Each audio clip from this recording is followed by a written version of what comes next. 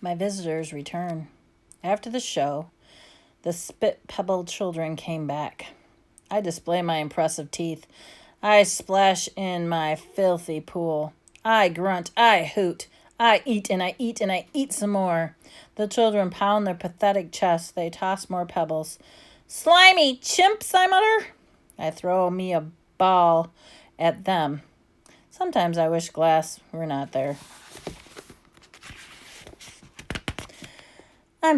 Sorry. I'm sorry I called those children slimy chimps. My mother would be ashamed of me. Julia.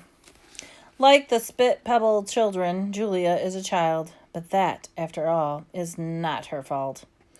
While her father George cleans the mall each night, Julia sits by my domain. She could sit anywhere she wants. By the carousel, the empty food court, on the bleachers, coated in sawdust. But I'm not bragging when I say that she always chooses to sit with me. I think it's because we both love to draw. Sarah, Julia's mother, used to help clean the mall. But then she got sick and grew pale, and she stooped. And Sarah stopped coming. Every night, Julia offered to help George, and every night, he says firmly, "Homework, Julia. The floors will just get dirty again." Homework, I have discovered, involves a sharp pencil, thick books, and long sighs. I enjoy chewing on pencils.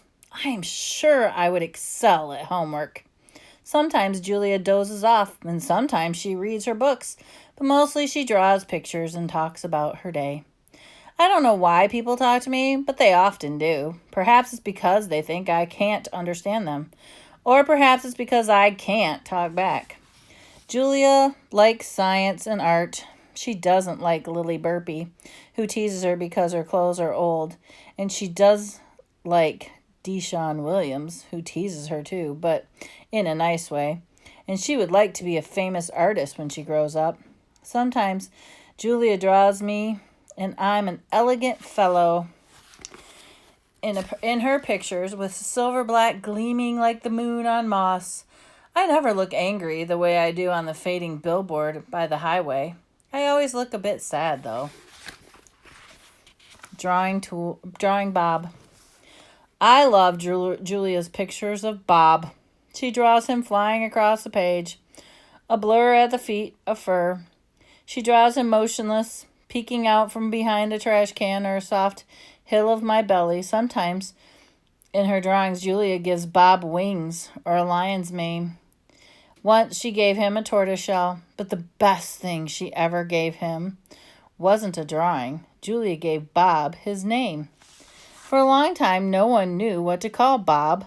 Now and then, the mall worker would try to approach him with a tidbit. "Here, doggy," they'd call, holding out a French fry. "Come on, Pooch," they'd say. "How about a piece of sandwich?" But he would always vanish into the shadows before anyone could get too close. One afternoon, Julia decided to draw the little dog curled up in the corner of my domain. First, she watched him for a long time, chewing on her thumbnail. I couldn't tell what she was looking at him the way an artist looks at the world when she was trying to understand it. Finally, she grabbed her pencil and set to work. When she was finished, she held up her page. There he was, that tiny big-eared dog. He was smart and cunning, but his gaze was wistful. Under the picture were 3 bold, confident marks circled in black.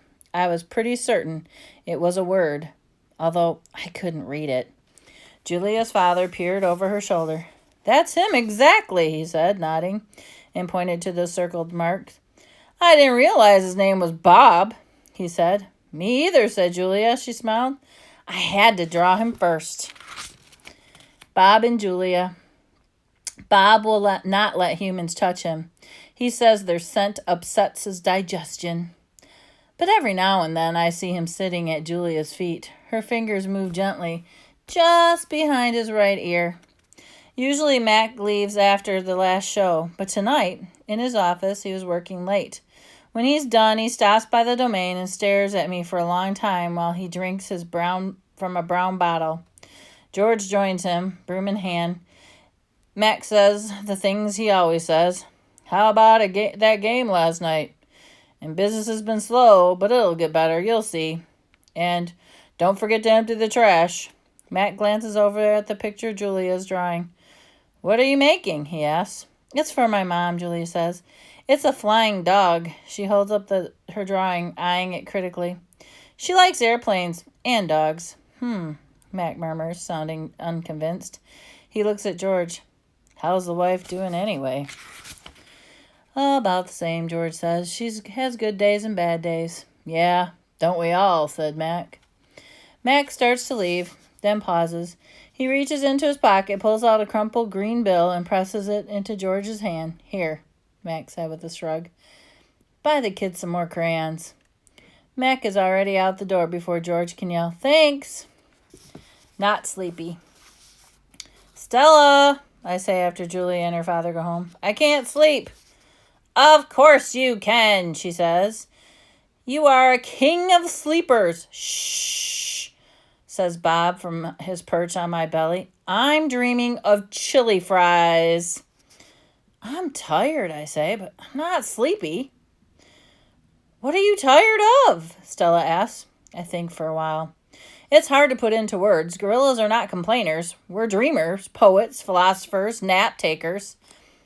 I don't know exactly. I kick my tire swing. I think I may be a little tired of my domain. That's because it's a cage, Bob tells me. Bob is always not always tactful. I know, Stella says. It's a very small domain. And you're a very big gorilla, Bob adds. Stella? I ask. Yes. I noticed you were limping more than usual today. Is your leg bothering you? Just a little, Stella answers. I sigh. Bob settles his ears. His ears start to flick. He drools a bit. But I don't mind. I'm used to it. Try eating something, Stella says. That always makes you happy.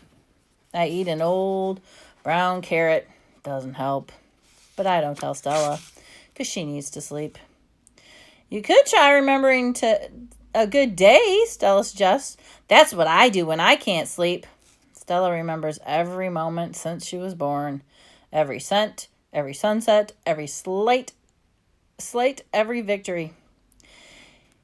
You know, I can't remember much, I say. There's a difference, Stella says gently, between can't remember and won't remember. Oh, that's true, I admit. Not remembering can be difficult, but I've had a lot of time to work on it. Memories are precious, Stella adds. They help tell us who we are. Try remembering all your keepers. You always liked that Carl. And the one with the harmonica? Carl, yes. Oh, I remember he gave me a coconut when I was still a juvenile. It took me all day to open it. I try to recall the other keepers I've known, the humans who cleaned my domain, prepared my food, and sometimes kept me company. There was Juan, who poured Pepsis into my waiting mouth. And then there was Katrina, who used to poke me with a broom when I was sleepy. And there was Ellen, who sang, How munches that monkey in the window, with a sad smile while she scrubbed my bowl. And then there was Gerald, who once brought me a box of fat, sweet strawberries.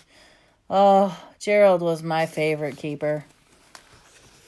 I haven't had a real keeper in a long time. Max says he doesn't have the money to pay for an 8 babysitter. These days, George cleans my cage and Mac is the one who feeds me. Then I think about all the people who have taken care of me. Mostly it's Mac. I recall day in and day out, year after year. Mac, who brought me and raised me and says I'm no longer cute. As if Silverback would ever be cute. Moonlight falls on the frozen carousel. The silent popcorn stand on the stall of leather belts that smell of like long gone cows. The heavy work of Stella's breathing sounds like the wind in trees, and I wait for sleep to find me. The Beetle. Matt gives me a new black crayon and a fresh pile of paper, and it's time to work again. I smell the crayon. I roll it in my hands. I press it sharp against my palm. There's nothing I love more than a new crayon. I search my domain for something to draw that's black. An old banana peel would work, but I've eaten them all. Knot tag is brown. My little pool is blue. The yogurt raisin I'm saving for this afternoon is white. At least it is on the outside. Something moves in the corner. I have a visitor. It's a shiny beetle has stopped by. Bugs often wander through my domain on their way to somewhere else. Hello, beetle, I say. He freezes and he's silent. Bugs never want to chat. The beetle's attractive, a bug with a body like a glossy nut. He's black and starless as a starless night. That's it, I'll draw him. It's hard, making a picture of something new. I don't get a chance to do that often, but I try. I look at the beetle who's being kind enough not to move, then back to my paper, and I draw his body, his legs, his little antennae, and his sour expression. I'm lucky the beetle stays all day. Usually bugs don't linger when they visit. I'm beginning to wonder if he's feeling all right. Bob, who'd been known to munch on bugs from time to time, often offers to eat him.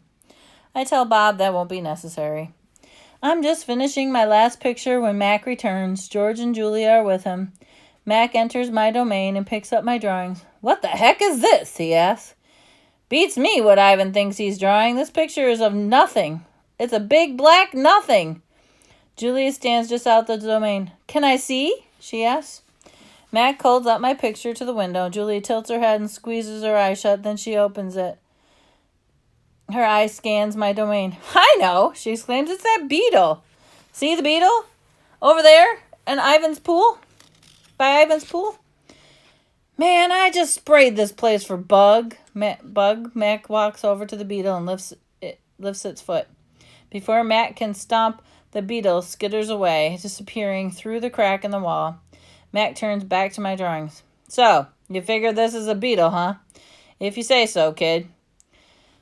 Oh, that's a beetle for sure, Julia says, smiling at me. I know beetle when I see one.